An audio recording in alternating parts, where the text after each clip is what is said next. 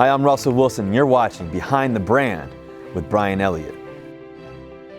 Hey, I'm Brian Elliott. Welcome to another edition of Behind the Brand. Today I'm here with all-star athlete, quarterback Russell Wilson. Russell, thanks for being here. Brian, thanks for having me, man. It's super exciting to be on your show. Hey, I usually ask my guests, how'd you get this job? How'd you get the job of quarterback? Ever since I was a little kid, I always had this passion. I always had this passion for sports. I loved watching Michael Jordan. I loved watching Derek Jeter. I loved watching the Game 7. I loved watching these big moments. And for me, I always visualized myself being there. I've always been a big visualizer, and I think that's. I grew up in Richmond, Virginia. I was born in Cincinnati, Ohio. I moved when I was pretty young, so I'm a Virginia boy, East Coast, and so for me, I always had these people that I looked up to and people that I watched and studied, and I've always been an observational person. And so for me, I wanted to do everything I could to put myself in the best opportunistic situation where I could play professional sports. And I was a kid that, growing up, I was a mean kid. I was beating up people, fighting people. I was a terrible kid all the way up to about 6th grade. So from what age did you have that dream to become a professional athlete? I would assume you're thinking about the pros. Ever since I can remember. I remember when I was 4 years old, 5 years old. My grandfather was the president of Norfolk State. I remember my dad used to pitch to me when I was 4 or 5 years old, and I'd hit the ball over the fence.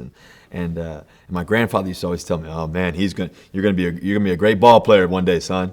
And so that's kind of when it all started for me. So do you think that reinforcement really helped fuel the fire, or I'm just curious where that comes from? Is it innate? Are we born with it, or is it something that we can learn? Well, I think that's a great question. I think for me, and what I believe for most people is, first of all, I think you're gifted. God gifts you a certain amount of ability, and then from there, what are you going to do with that ability? What are you going to do with that vision? And I've been a person that I've never wanted to die with a not pursued vision. And so for me, I always wanted to put the work in. And so I kind of have a philosophy. I always say there's no time to sleep. And I just believe that you have to be able to put the work in to be able to be successful. That's incredible. Talk to me. I think a lot of people are trying to figure out this work-life balance thing, whether they're in a startup or they're working for the man right now in a bigger company. But all of us are trying to stay mentally and physically fit so we can be our best. Talk to us about, do you have a regime, like a morning routine? Walk us through your day in life with Russ Wilson. You're waking up at what time? Talk about what you're eating. Well, playing quarterback in the National Football League, is definitely a very tough job. It's one of the toughest things to do. I always think about it. I'm one of 32 men in the world that get to do what I get to do, and it's the greatest gift in the world. And so for me, I try to do everything I can to make sure I take advantage of that. And so I get up super early. I get up at around 5 o'clock every morning, basically Monday through Thursday. I get up about 5 o'clock. I'm there at the facility studying, practice, working out all day till about 7. And so this year, I'm going. It's year 6 for me, and I've been fortunate to be very successful in my first 5 years. And but as I get older, I'm starting to notice differences and things that I want to do better. And, like what?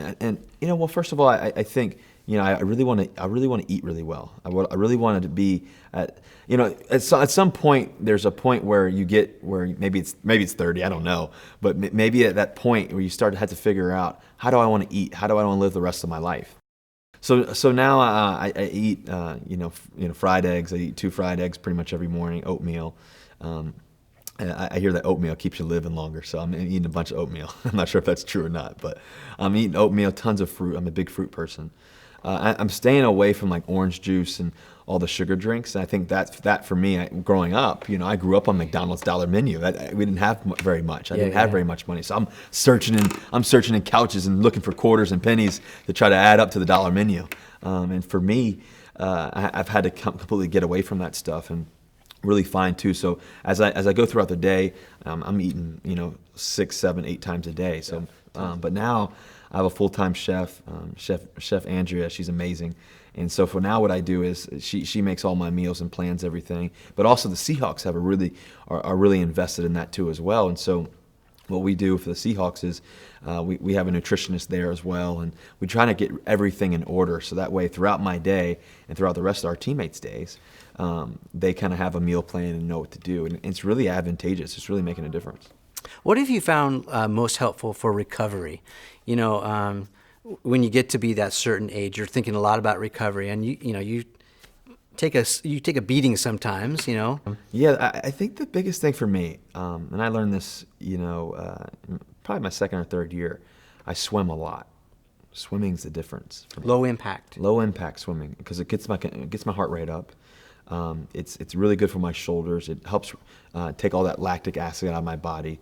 It's a great exercise, and you can go for as long as you want to go. Yeah. And so getting in the pool is the biggest thing. I just believe that the element of water is different. It makes a difference, you know.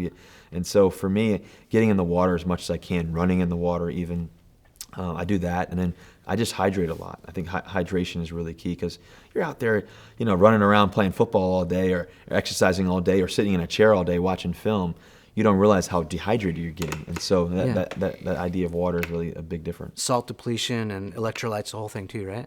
Yeah, so that's a huge thing for me. So I really focus on that. And it's all new. I can't say it's something that I've been doing my whole entire career, my whole life or anything. It's all new, but I'm always trying to find little ways to continue to improve and get better. And then another major part that's key for me, and that most people don't really talk about, is we have this thing called our mind. It's a muscle. It's something that we have to train. We as an athletes or trying to stay fit, or whoever we are in our world, we try to stay fit and do these things that we train. Or maybe you're a great coder and you're constantly training how to learn how to code better, or whatever it may be. But the one thing we don't really exercise all the time is what we believe in between our ears. And so for me, I always, my mental coach and we always say, his name's Trevor Moawad, one of the best in the world. We always say, you don't have to be sick to get better. And so that constant, the idea of constantly working and stressing your mind and trying to, be better mentally, that's something that I really focus on. If we're going to train the body, shouldn't we train the mind? You get there by listening to your own voice. Yeah. I remember in your second Super Bowl, it's chaos. So how do you stay in the moment with 300 million people watching on TV, 100,000 people in the stands in Glendale, Arizona? How do you do it? Well, I think it's focusing on a few simple basics: footwork, balance, checklist, not worrying about the play before, how good it was, how bad it was, focusing on that play.